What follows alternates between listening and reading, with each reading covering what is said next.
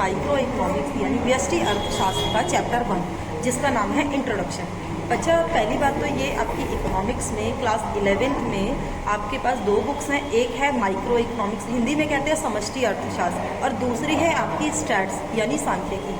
पहली जो व्यष्टि है उसमें हम सारा थ्योरिकली पढ़ेंगे, थोड़ा बहुत प्रैक्टिकल है। दैट इज़ वेरी इजी, बहुत ज़्यादा इजी है। शुरुआत में आपको डर लगता है, मिड टर्म है आपके तो बहुत ज़्यादा डर लगा हुआ है, लेकिन ऐसा कुछ है नहीं, वो इजी ही है। मैं आपको कराऊंगी और आपको समझ भी आएगा, ठीक है। तो पहला है आपकी माइक्रो इकोनॉमिक्स। माइक्रो इकोनॉमिक्स का मतलब, माइक्रो मतलब छोटा, ठीक है, हिंदी में सूक्ष्म है इसका।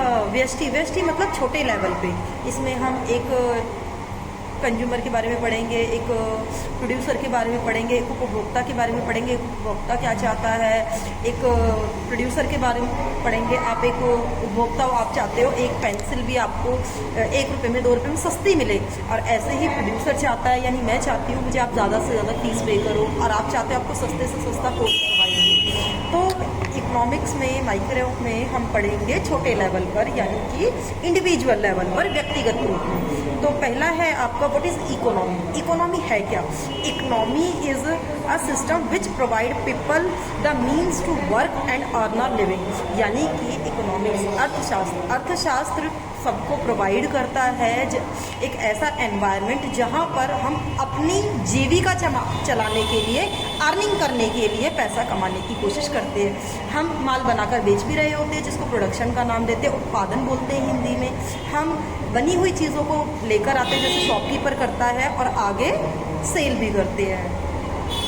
तो इस तरीके से जो है एक अर्निंग चलती है, और सर्विस भी करते हैं। डॉक्टर है, लॉयर है, इंजीनियर है, वो सर्विस पे करके किसी न किसी तरीके से प्रॉफिट अर्न कर रहा होता है, पैसा कमा रहा होता है, ताकि वो अपनी जीविका चला सके और अपने घर के खर्चे कर सके।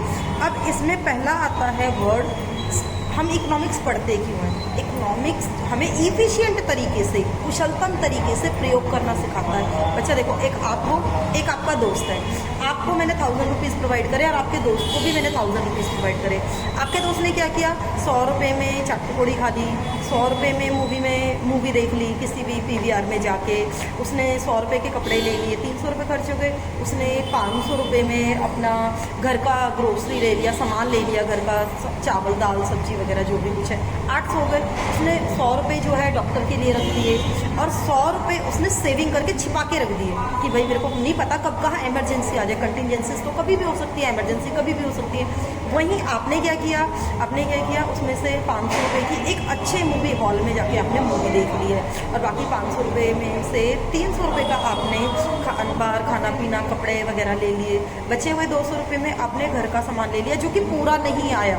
200 रुपये में घर का सामान पूरा नहीं आता है। देखो, 1000 एक लिमिट बना दी मैंने, इतना ही खर्च करना है। आपके दोस्त ने भी करे, लेकिन उसने बहुत अच्छे तरीके से खर्च करे। उसने पूरा मंथ का, 10 दिन का, 20 दिन का पूरा खर्च को लेकर चला है। उसने सेविंग भी करी है।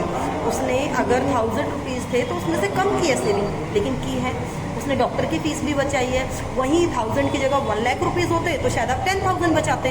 तो इको जो है, इकोनॉमिक्स जो है, वो आपको सिखाएगा कि आपको कम खर्चे कैसे करने हैं। आप कुछ खर्चे ऐसे होते हैं जिसको मैं कम नहीं कर सकती। भैया हम सॉल्ट खाना कम नहीं कर सकते, भैया हम पानी पीना कम नहीं कर सकते, हम खाना वगैरह खाना कम नहीं कर सकते, कुछ चीज़ें हम कम नहीं कर सकते। लेकिन जो चीज़ें हम कम कर सकते हैं वहाँ को हम कंट्रोल कर सकते हैं ना।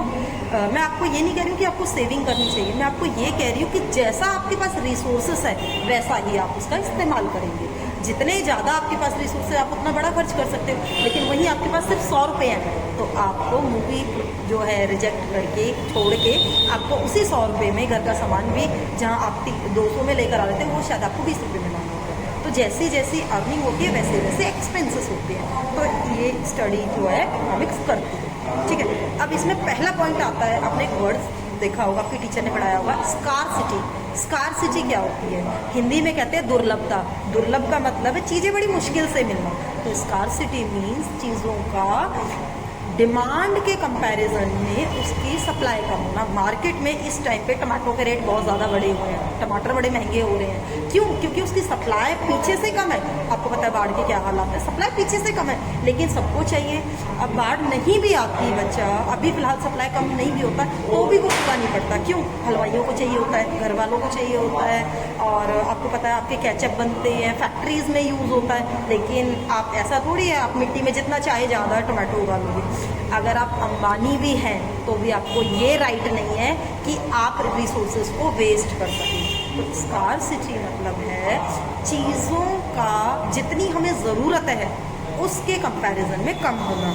Scarcity refers to limitation of supply, यानी सप्लाई का, पूर्ति का कम होना in relation to demand of a commodity. Commodity होता है वस्तु, किसी भी वस्तु की, किसी भी चीज़ की ज़रूरत जितनी है उससे ज़्यादा कम वो सप्लाई है।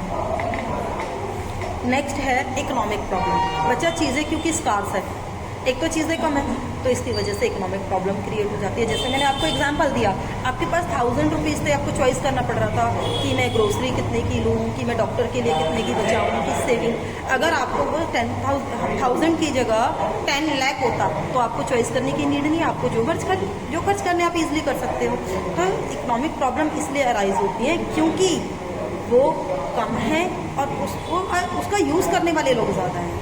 तो यहाँ पे सिंपल सी लाइन में बोलूँगी, economic problem arise, economic problem खड़ी होती है या आती है आपके सामने बिकॉज रिसोर्सेस आर लिमिटेड, क्योंकि संसाधन कम है, and they have alternative uses, और उनके वैकल्पिक उपयोग संभव है। वैकल्पिक उपयोग का मतलब है, जो बच्चा एक बात बताओ, आपके घर में मैंने माना 3 लीटर दूध आता है, मिल्क आता है 3 लीटर। अब बच्चा, आपकी दादी को दही खानी है, आपके दादू को चाय पीनी है, आपकी मम्मा को कॉफ़ी पीनी है, आपको लस्सी लेनी है, और छोटा भाई है उसको मिल्क पीने के लिए चाहिए, और आपको पनीर भी बनाना है। मिल्क से जो जो चीज़ें बन सकती है वो सारी चीज़ें चाहिए। आपको दही जमा के घी भी निकालना है। तो इतने सारे यूजेस हैं, और दूध कितना है? सिर्फ 3 लीटर। मिल्क कितना है? सिर्फ 3 लीटर। तो यहाँ आपके सामने प्रॉब्लम क्रिएट होती है कि आप किस चीज़ को प्रेफरेंस देंगे, किस चीज़ को करेंगे। आप वही चीज़ें करेंगे जिसकी ज़्यादा ज़रूरत है। बच्चे के लिए दूध पीना बहुत ज़रूरी है, बच्चे के लिए पहले बचाएंगे। आपके तो ये होता है बच्चा, नॉर्मल सी बात है, आप कहेंगे घर में किसी को मिले ना मिले, बच्चे के लिए दूध होना चाहिए। दादू हैं, उनकी चाय के लिए पैसा दूध होना चाहिए। दादी हैं, उनकी चाय के लिए या उनकी दही के लिए होना चाहिए। तो यहाँ आपके सामने जो प्रॉब्लम क्रिएट होती है, जो प्रॉब्लम खड़ी होती है, वो खड़ी होती है प्रॉब्लम ऑफ चॉइस। आपको चॉइस करनी पड़ेगी कि किस चीज़ को तो मैं करूं और किस चीज़ को मैं रिजेक्ट करूं, बिकॉज रिसोर्स तो लिमिटेड है और आप सारी चीज़ें, कोई भी इकोनॉमी सारी चीज़ें प्रोवाइड नहीं कर सकती।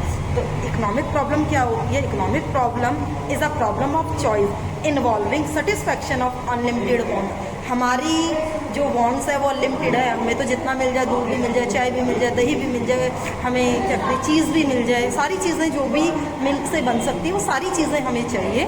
And resources are limited and also they have alternative uses. और रिसोर्सेज लिमिटेड है और उनके इतने सारे वैकल्पिक उपयोग संभव है, तो हमें चॉइस करनी है। ठीक है, तो पेपर में ये क्वेश्चन ज़रूर आएगा, पक्का आएगा कि इकोनॉमिक प्रॉब्लम क्यों, हिंदी में आता है कि आर्थिक समस्याएं क्यों उत्पन्न होती हैं, इंग्लिश में आ जाता है वाई इकोनॉमिक प्रॉब्लम अराइजिंग, या प्रॉब्लम ऑफ चॉइस अराइजिंग, क्यों प्रॉब्लम ऑफ चॉइस खड़ी होती है। इसीलिए होती है रिसोर्सेज लिमिटेड है, they and we have unlimited wants, और हमारी आवश्यकताएं असीमित है, संसाधन सीमित है, हमारी आवश्यकताएं असीमित है, और उसके वैकल्पिक उपयोग भी। अब हम किसको करें किसको ना करें, ये चॉइस सामने हमारे आती है। अब है एक